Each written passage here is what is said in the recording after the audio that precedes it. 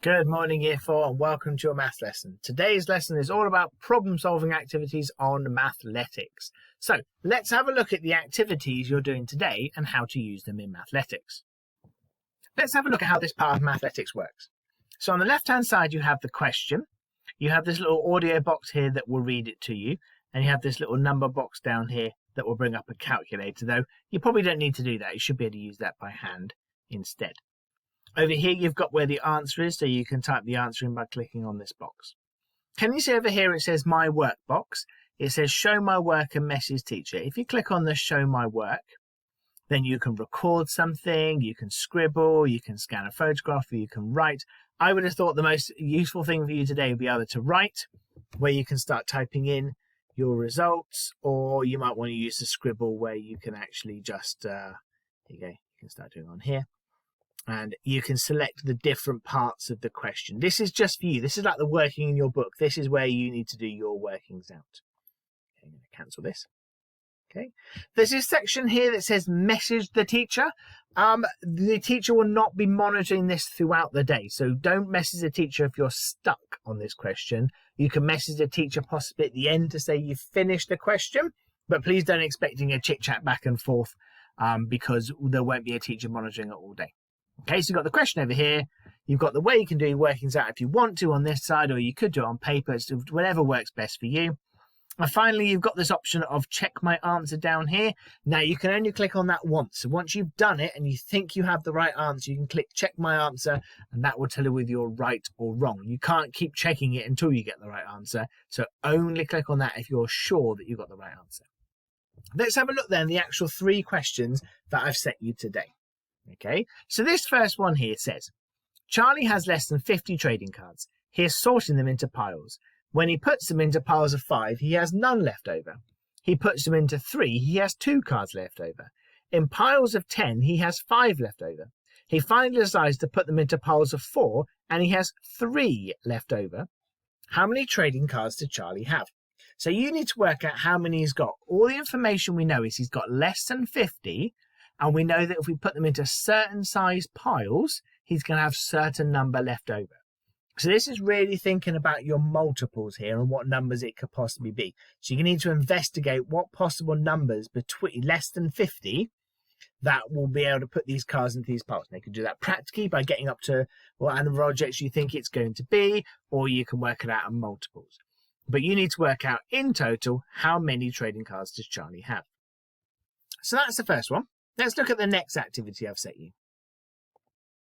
Okay, this one's called Party Time. So, Willona, which by the way is an awesome name, Willona baked 3 trays of muffins for her birthday party.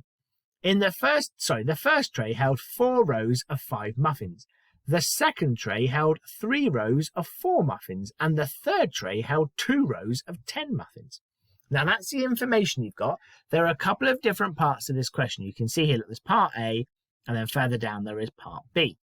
So part A says, how many muffins did she bake all together? So you've got to work out from the information we've got here, how many muffins did she bake all together? And then it says, show your thinking. You can use the grid to help you. So you've got this grid here, and look, you can put little marks on this grid to show, and I can clear it here, or I can undo it. And you can even change the colour if I really felt like putting different coloured muffins on there. Okay, so you've got this to show your workings out. Part B over here says, at the end of the party, there was still half of the muffins left. However, Willona's dad then ate 2, greedy dad. Willona decided to share the rest evenly between her 4 party guests. How many muffins did she give each guest to take home? Then you put here the answer of how many she took home. Okay, so how much did each one get? So here's your 2 parts to the question. First of all, you've got to work out in total how many muffins did Willona make, showing how you worked out the answer using this grid. And then here, do you know that how many she had left over? We then know how many Dad shoved into his face and scoffed down. We then know that whatever was left, she split between her 4 party guests, and how many did each person have?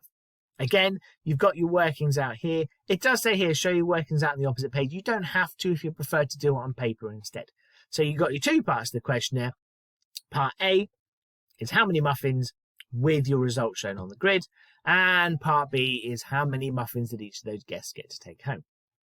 Right, the final activity I want you to do today is this one. How many stickers?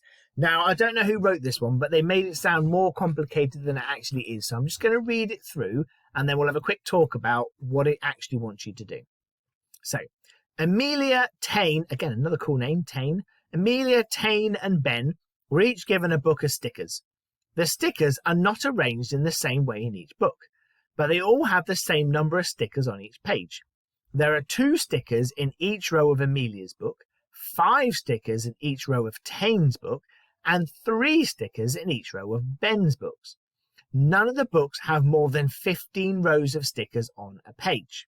So part A says, use the information about each sticker book to answer the questions.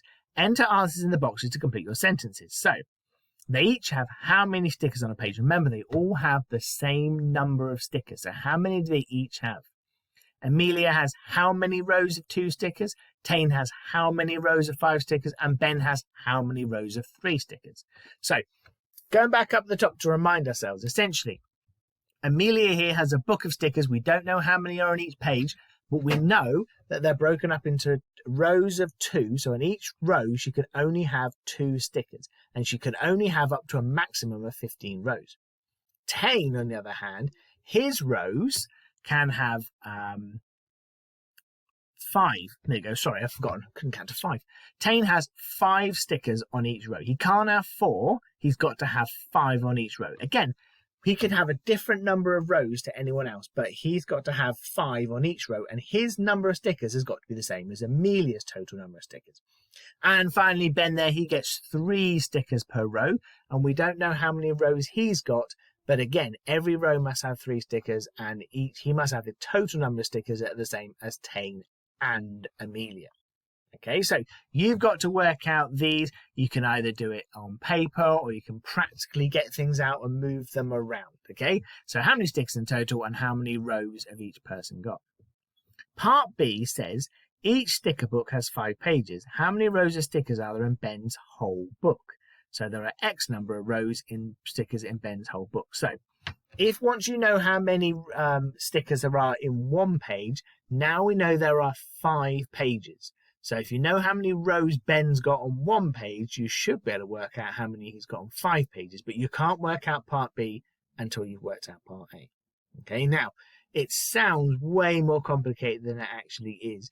You just need to stop, break it down logically, maybe talk it through an adult so you're fully understanding what's happening here. You've got plenty of time to read through it. Okay, so those are your 3 activities to do today. You don't have to get all 3 done. Remember, you should be spending about an hour on your maths. So after about an hour or so, make sure you stop and just submit whatever you've done. All your work today will be handed in on Mathletics. There's nothing to hand in on Teams. And either myself or Miss Barrett will be checking Mathletics to see how you've got on. Remember, if you can't remember your Mathletics logon is or you have lost it, if you email Miss Barrett at the Year 4 email account, she'll be able to send you your Mathletics password. Well, good luck today and see how you got on with these problem-solving activities.